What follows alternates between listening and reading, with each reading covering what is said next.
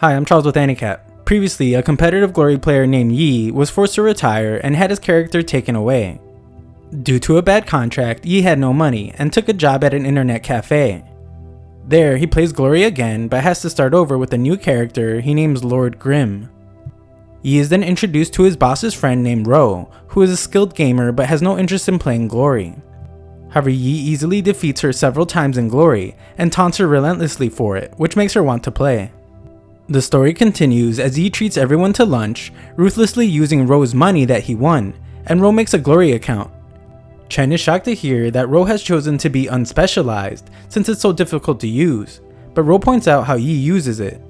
Spectators are then amazed as they admire Yi's custom weapon that can't even be purchased. All custom equipment isn't necessarily the best, but the best equipment is definitely custom. The girls assume the weapon is what allows him to do so well being unspecialized, so Ro chooses the class Battle Mage just like the famous battle god Yi. Yi sees this and explains that Battle Mage is his specialty, while offering to teach her. Chen refuses for Ro, but Yi points out how silly it is to rely on strategy guides instead of having a personal coach. The girls explain that it's a strategy guide made by the battle god himself, but Yi points out how it's over 9 years old and outdated. Yi finishes up updating the guide and overhears that a new boss called Blood Gunner has spawned. We then see that Blue River and his party are already preparing to fight. The 3 big guilds have been waiting for this boss, so it's no surprise that the other guilds are there as well. They all watch as someone gets destroyed by the boss, but are then impressed by another person that's doing some real damage. This brawler seems like he's about to deal a powerful blow, but shocks everyone when he just slaps the boss.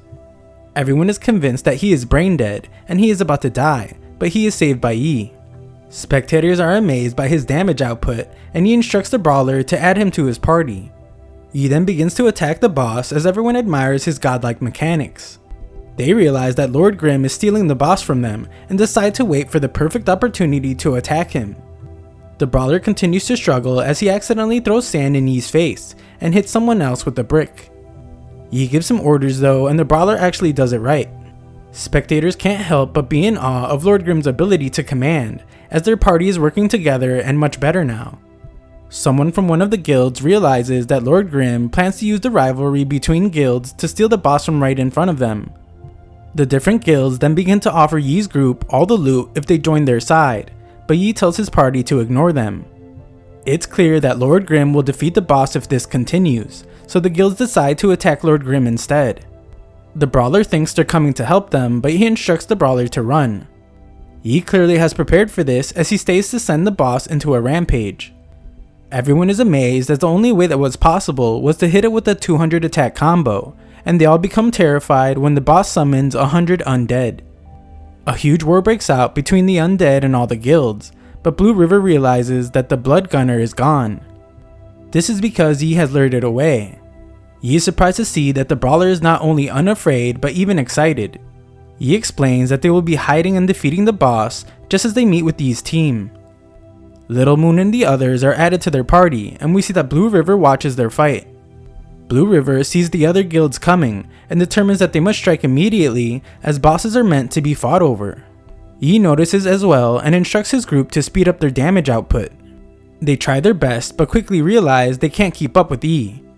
Yi alone completely overwhelms the boss, eventually defeating it, and the brawler does his part in eliminating one single zombie. Lord Grimm is then announced to have gotten another first kill, and news spreads about how he stole it from under the big 3 guilds' noses. Yi says goodbye to his team but notices that Little Moon is quiet, and a friend explains that he just hasn't gotten over the battle god Yi's retirement. A very angry Blue River asks Yi why he stole the boss from them, and he points out how bosses are meant to be fought over. Yi explains that he is too busy to party with him, and explains that he has plans with Blue River's rival guild, Tyrannical Ambition. Yi actually begins to head home, but is surprised to hear an announcement that the organization he was forced to retire from just beat his record time in the Frost Forest. The record was beaten by the guild Excellent Dynasty. Yi's old organization is called the Excellent Era, and this is their guild. Yi tells Cold Knight that the record breakers were probably a team of at least 3 professionals. Yi then recruits Ro and the brawler to join their party to take the record back. He tells Cold Knight that their classes are Battle Mage, Brawler, and finally a Launcher. Chen appears as soon as she hears Launcher, assuming that Yi wants her to help, but he has someone else in mind. That night, everyone watches a match between Excellent Era and another organization's glory team named 301. Yi must then watch as Sun uses Yi's old glory character, One Autumn Leaf. Everyone is amazed as Sun challenged the opponents to a 1v3 and has already taken down the other team's captain and its newbie. Everyone cheers him on, but Yi shows no emotion and explains that the greater the hope, the greater the disappointment. Chen is uncertain about what he means, and Yi just states that they're gonna lose. The chants only grow louder as Sun takes down 301's final member, named Su Bin, but Yi reveals that throwing the 1v3 is just part of 301's strategy. He explains that 301's captain raised Sun's attack speed before being defeated, and eliminating the newbie made him arrogant. Zhu Bin was the last one standing, and the longer Zhu Bin delayed, the angrier Sun became. Sun managed to win the 1v3 in the end, but he lost control of his attack speed, and insulted his team by doing the 1v3 in the first place. Yi leaves, but explains that Glory is never a single player game. The actual team fight then begins as Sun instantly goes for Su Bin. Things are a bit different this time as Su Bin pushes Sun back, but luckily for Sun, Dancing Rain backs him up. Fans celebrate her as another top player, and we hear that it's Yi's friend Mu Cheng. However, just then, Mu Cheng comes under a close range attack, which is a major problem for a launcher. Mu Cheng is being suppressed by that attack, and Sun is being held by Su Bing. The announcer points out how terrible their teamwork is as they begin to lose, but the watch party ends as the cafe loses power. That night, a drunk member of the Excellent Era team named Hao laments how arrogant Sun is for trying to 1v3. He is told that he should be the captain of the team, and they randomly stop at the internet cafe he works at. Hao hits on Ro, but is shocked when she doesn't recognize him. Hao mocks Yi for working there and remembers the face Yi makes when he's about to lecture someone, but reminds himself that Yi isn't the team leader anymore. Yi explains that Hao used to make a lot of mistakes and mocks him a bit back. Hao is furious, so he resorts to pointing out how he is now the team's second in command, and Yi is just a regular employee. Yi then questions how good Hao is at his job since their team fighting was terrible during the match. Yi explains that they don't serve drunk people, and this infuriates Hao, but Yi points out how they are public figures now and should just leave. Ro is completely oblivious to what just happened, but is glad to hear that they won't be bothering Yi anymore. The two then head to the Frost Forest and meet up with Cold Knight. Cold Knight is shocked to see that Yi has chosen to bring the newbie brawler named Bun, and Ro, who has only played Glory for a couple days. Cold Knight points out that the new record was just set by at least 3 professionals, and wishes Yi would take things more seriously. Yi explains that he wants to teach him the game, and doesn't mind if it means breaking the record will take a couple days. Cold Knight is disappointed to see another girl, but we see that it's Mu Cheng. Cold Knight apologizes to his guild leader who is there to watch, since he will surely be disappointed, but he explains that he's excited to see what Lord Grimm can do with the newbies. During the raid, Yi is his normal powerful self, but the brawler is more interested in casual conversation. They are soon surrounded by goblins, and one team member wonders if they should just quit. Yi is unbothered though, and gives his team precise instructions to perform a cross attack. Ro tries to do things on her own, but ends up in a bad spot, and the mage points out how they are dead. Luckily, Yi intervenes just in time, and does just enough for them to perform their cross attack. Yi explains to Ro that every second counts when breaking a record, and they can only do it with perfect teamwork. Yi's team has complete control of the fight now, as it seems like they might be able to break the record, and Mu Cheng shows off her amazing pro skills, making Cold Knight question who exactly she is. Mu Cheng hoped that Yi would be impressed by her attack, but he points out that it's scattering the mobs, and instructs her to pull them back. The mage realizes that it must have just been a fluke, and there's no way it could be Mu Cheng. We see that Yi told her that to trick the mage, as he doesn't want their true identity exposed. They end that day's session, but Yi explains that they should continue practicing, and a couple days later, it is announced that they beat the record. Hao is furious to hear that their record was broken, and he realizes that Lord Grimm must be Yi. It's clear to him that Yi wants to start over, but he vows not to let it happen. Moments later, it is announced that the Excellent Era has taken the fastest record back, but Yi couldn't care less as their team is level 25 now, and they should just move on. He gets a random message though, and we see that it's actually Hao pretending to be a newbie, asking to join his party. Yi declines his request since he is busy, but lets him duel against Bun. Hao intentionally loses against Bun and finds that Yi was actually busy this entire time, as he and his team just broke the record at the Boneyard. Yi invites Hao, pretending to be the newbie Mystery Sword, to his group. He wants to try a new strategy in the Boneyard, as he wants to set a record no one can break. Hao vows to hurt Yi in some way and tells his team to get ready for the Boneyard, as he just stole Yi's strategy.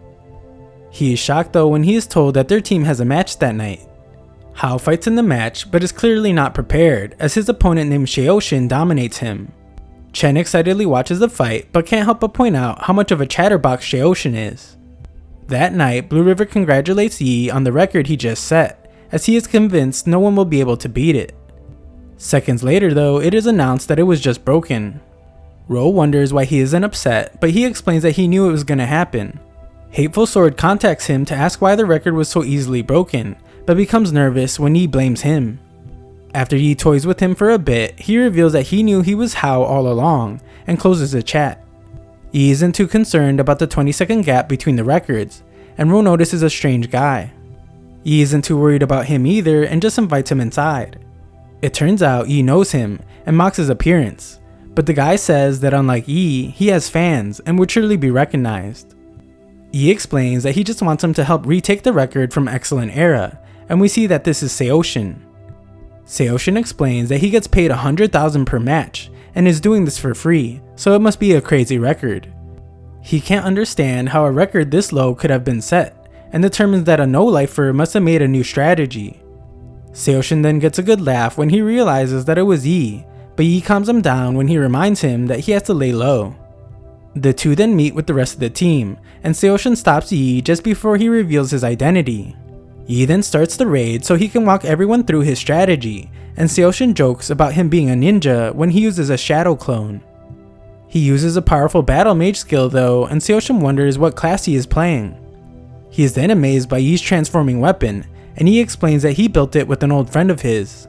Yi then takes him to a crack in a cliff where he fights more undead, and explains to Seoshin that they're there to trap monsters.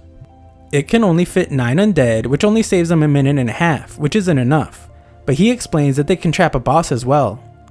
The team does massive damage to the boss as it goes airborne, but it gets sent down at the wrong angle.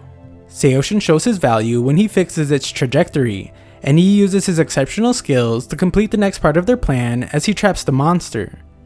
Seoshin realizes that Excellent Era must have used this strategy as well, and he explains that Hateful Sword stole it from them.